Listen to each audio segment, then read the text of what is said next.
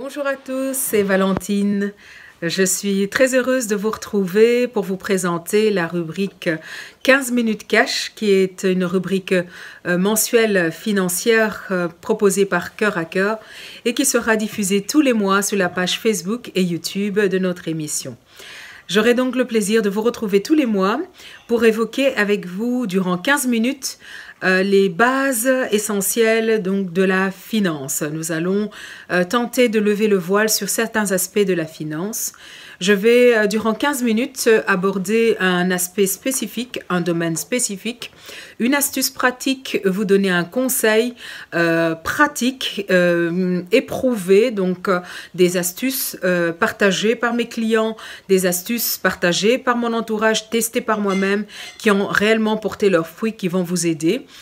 Cette expérience, je la tire tout simplement de ma carrière de 18 ans dans le conseil financier pour le secteur bancaire, durant laquelle j'ai pu me rendre compte des lacunes chez beaucoup de gens qui prennent des décisions importantes pour leur patrimoine et celui de leur famille de manière parfois inappropriée par manque de connaissances tout simplement. 15 minutes cash, ce sera donc l'opportunité pour vous de pouvoir vous sentir un peu plus à votre aise dans cette matière, de mieux comprendre le monde économique dans lequel nous vivons et de prendre ainsi des décisions de manière éclairée, en connaissance de cause. Alors attention, il ne s'agit pas de vous donner un conseil personnalisé. Pour cela, je vous recommande vraiment l'avis d'un professionnel de votre choix. Mais plutôt, tout simplement attirer votre regard sur certains aspects, vous amener à vous poser les bonnes questions, à mûrir votre réflexion avant de vous engager. 15 minutes cash, c'est aussi des astuces pour vous aider à mieux gérer votre budget afin qu'il soit pour vous un moyen d'épanouissement et vous permettre de réaliser des projets à la hauteur de votre budget. Vous trouverez également ici des méthodes testées pour éduquer nos enfants à la gestion financière et ainsi les préparer au mieux à la vie active.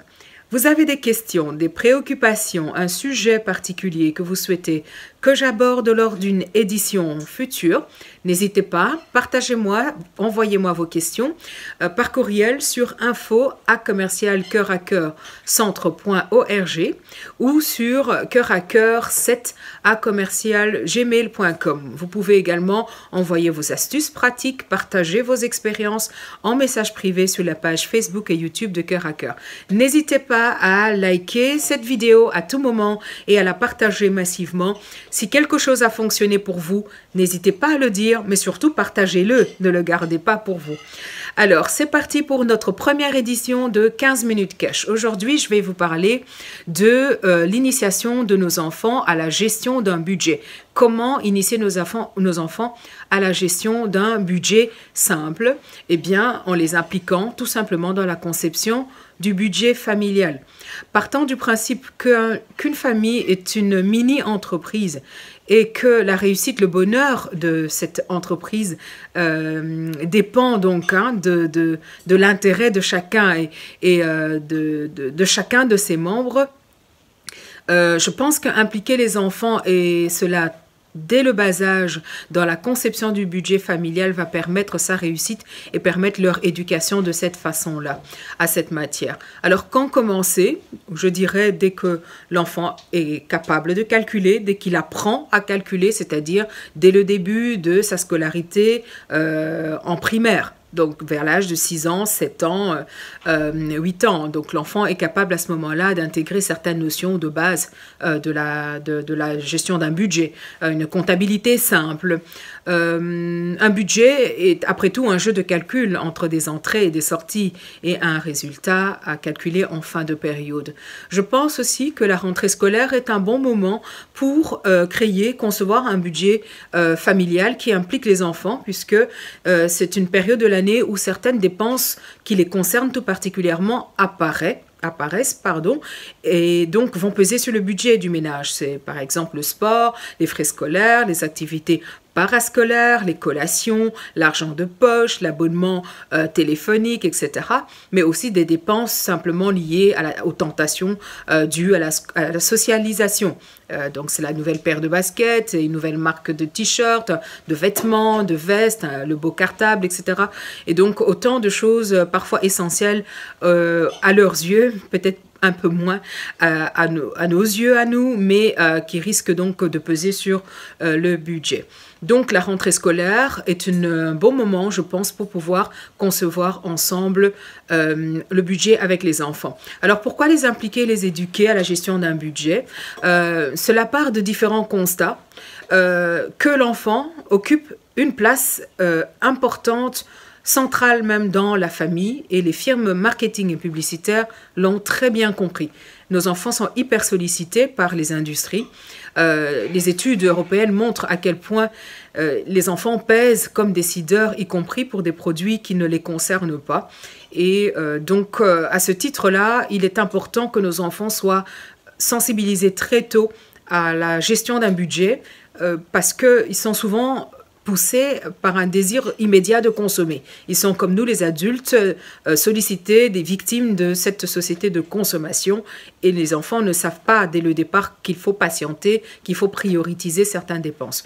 Nos enfants ignorent aussi le prix des biens qu'ils désirent, et ils ignorent aussi le sacrifice que les parents font pour pouvoir leur offrir ces biens parce qu'ils ne sont pas au courant souvent des situations financières de la famille. Ils ne sont pas impliqués, on ne parle pas des difficultés financières, par exemple. On va peut-être leur dire que cette année, on ne va pas partir en vacances, mais on ne leur expliquera pas nécessairement pourquoi.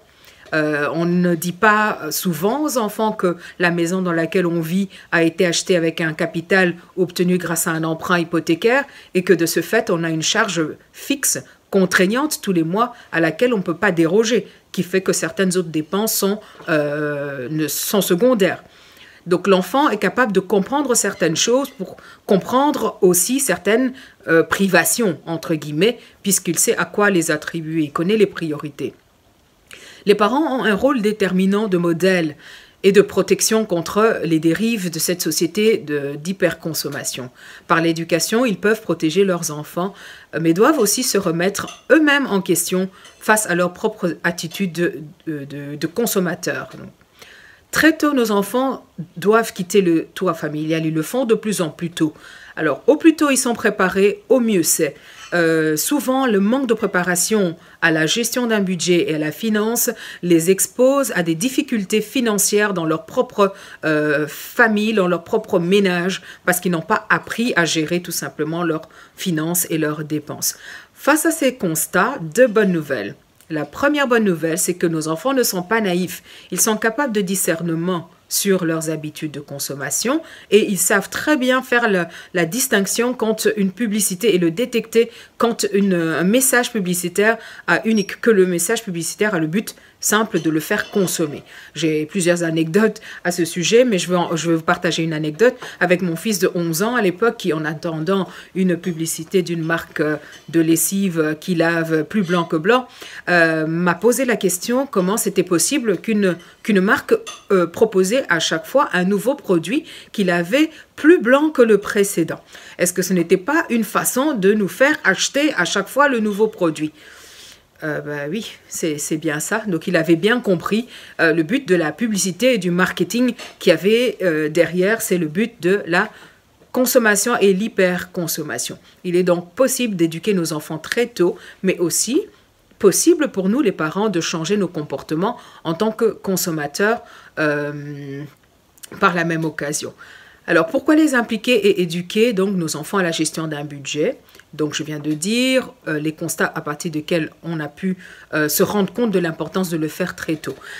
J'arrive maintenant à la méthode que je souhaite vous partager, que j'ai testée ainsi que mon mari avec nos 3 fils âgés de 8, 11 et 16 ans. C'est une méthode très simple à pratiquer et efficace. Elle est centrée sur la notion de responsabilisation par rapport au bien-être commun. Au bien commun, un objectif commun, donc la réussite donc, du budget de la famille. Nous avons choisi de confier la gestion du budget alimentaire, certains postes en tout cas, du budget alimentaire à nos enfants. L'un a reçu la responsabilité donc du budget collation et fruits. C'était l'aîné. Il avait 16 ans à l'époque. Le deuxième a reçu la responsabilité de gérer le budget petit déjeuner. Donc le fromage, le lait, le jus de fruits, enfin tout ce qui est, tout ce qui va pour le petit déjeuner, des céréales, etc. Des choses qu'ils aiment bien. Et le plus jeune, donc qui a 8 ans, était responsable du pain. Il avait uniquement le poste pain à gérer pour la famille. Il était très fier d'avoir donc son budget à gérer pour être responsable donc de la consommation du pain donc pour la famille. Alors le procédé est le suivant. Chaque enfant reçoit une bourse contenant la somme d'argent jugée nécessaire pour les achats durant un mois. Il reçoit par ailleurs un carnet dans lequel il va répertorier toutes les dépenses réalisées par lui et par les autres membres de la famille. Pardon. Dans la colonne de gauche, donc il va réaliser en fait un tableau sur la base d'une comptabilité simple sur laquelle il va, sur la gauche, donc répertorier les entrées, donc les revenus, et sur la droite, les dépenses ou les sorties. Dans la colonne de gauche, il va donc lister les dates, il va chaque fois indiquer la date de la dépense et en regard dans la colonne de droite, il indique le produit ainsi que le montant de la dépense. Directement en dessous de la date de la dépense, donc colonne de gauche, il va faire le calcul, donc déduire la dépense du capital qu'il avait au départ, obtenir ainsi un résultat qu'il va rapporter donc dans la colonne de gauche sous la date de la dépense. Ça lui permet d'une part de réaliser quelle est la fréquence des achats pour un produit et d'autre part, ça lui permet tout de suite de réaliser comment évolue son budget au fil des jours et des dépenses et pas attendre la fin du mois pour se rendre compte. Ça permet donc de rectifier aussi beaucoup plus tôt si le budget est déséquilibré. Il va aussi par ailleurs conserver tous les justificatifs, donc les tickets de caisse, etc., qu'on lui aura remis pour chacune des dépenses. L'objectif est qu'en fin de mois, le résultat soit égal à 0 ou, encore mieux, positif, ce qui va permettre d'introduire la notion d'épargne, de se projeter par rapport à des difficultés futures ou simplement se permettre un petit extra le mois d'après ou plus tard grâce à l'argent qu'on aura pu mettre de côté. Le résultat, donc le solde, sera reporté le mois prochain, soit dans la colonne de gauche si ce solde est positif puisque ce sera alors une entrée, soit dans la colonne de droite si le budget était déséquilibré et que le solde est négatif, ça va rentrer donc dans la colonne de droite avec les dépenses comme une dette. Alors, voilà pour donc la méthode que nous avons utilisée. Pour qu'elle puisse être efficace, cette méthode, quelques principes sont à respecter. Premièrement, aucun achat ne se fait sans en discuter avec l'enfant pour obtenir déjà la somme nécessaire, mais aussi pour que ce soit l'occasion de parler avec lui du bien fondé de cet achat et lui permettre de le répertorier correctement dans son carnet. Le bilan se fait en fin de mois en présence de tous les membres de la famille, ce qui permet un échange, une discussion. Le plus jeune va pouvoir s'inspirer des remarques faites aux aînés et apprendre déjà peut-être de leurs erreurs par rapport à quand lui sera amené à gérer le même type de budget ou aura plus de responsabilités. Par entrée, j'entends la somme reçue au départ par l'enfant, mais aussi les sommes qu'on pourrait lui rajouter en cas d'achat inapproprié qui aurait éventuellement déséquilibré le budget, ce qui sera souvent le cas en début d'apprentissage. Et un peu de souplesse, évidemment, sera nécessaire pour permettre à notre apprenti gestionnaire donc, de se faire la main et de se corriger au fil du temps. Avant de permettre à l'enfant de pouvoir pratiquer cette méthode, quelques notions sont importantes à lui apprendre au préalable. C'est la notion justement de priorité au niveau des dépenses par rapport aux besoins qui sont manifestés. Plusieurs méthodes existent dans la littérature, mais moi, de nouveau, je vous partage des méthodes qui ont été utilisées dans la pratique. Notamment une qui a été partagée par un de mes clients. C'est quelqu'un qui a été confronté à une difficulté importante puisqu'il a dû passer par un divorce, a perdu son emploi et malgré cela, il a réussi à acheter son appartement avec un emprunt hypothécaire contracté tout seul, donc un crédit qu'il a fait tout seul auprès d'une banque. Il a réussi en même temps à épargner, avoir une réserve d'argent et aussi à se constituer un portefeuille d'investissement en parallèle. Tout ça avec un seul budget et son principe était le suivant, c'est que toute dépense doit pouvoir être placée dans une des 3 catégories suivantes. Soit c'est une dépense utile, soit elle est nécessaire, soit elle est indispensable. Dans le cas d'un budget qui est très serré et quand on a un projet important à réaliser qui fait qu'on doit serrer la ceinture, eh bien, si votre dépense n'entre dans aucune de ces 3 catégories, c'est que probablement elle ne doit pas être réalisée. En tout cas, pas dans l'immédiat, elle doit être vraiment reportée à beaucoup plus loin dans le futur. Alors, tout ceci dépend d'une personne à l'autre, évidemment, parce qu'une dépense utile peut être indispensable pour quelqu'un d'autre. Par exemple, un smartphone est peut-être utile pour quelqu'un, mais pas nécessaire. Mais par contre, pour une autre personne, il peut être absolument indispensable. Donc, ça, c'est à voir en fonction d'une personne à l'autre. Mais en tout cas, il faut toujours pouvoir répondre à une question avant de faire une dépense. La question, elle est très simple et elle est facile d'y répondre aussi en même temps. La question, elle est, en avez-vous vraiment besoin? C'est oui ou c'est non. Et donc, si vous n'en avez pas vraiment besoin, c'est que vous n'en avez pas vraiment besoin et que donc vous ne devez pas réaliser cette dépense, en tout cas pas dans l'immédiat. Si vous le faites, il doit y avoir des raisons et alors vous devez les assumer. Mais donc voilà. Ça, c'est une méthode très simple, radicale, qui permet de prioriser. Une autre méthode qui peut aussi aider, surtout dans le sens de catégoriser les dépenses, mais aussi en même temps de les prioriser.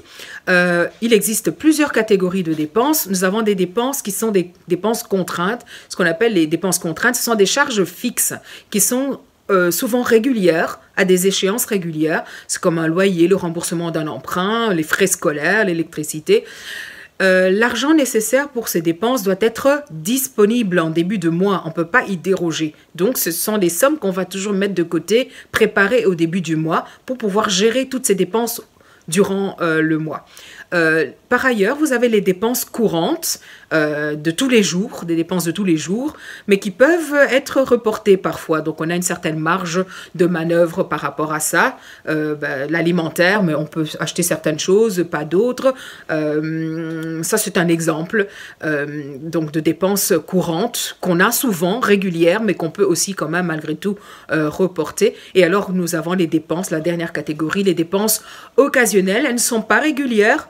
Certaines peuvent l'être, certaines sont évitables, d'autres pas, mais dans la plupart des cas, elles peuvent certainement être reportées à plus tard. Voilà pour la méthode du mois, donc pour pouvoir initier donc nos enfants à la gestion d'un budget, leur apprendre à prioriser. Alors, quels sont les résultats et les bienfaits que nous avons constatés chez nos enfants par rapport à cette méthode ?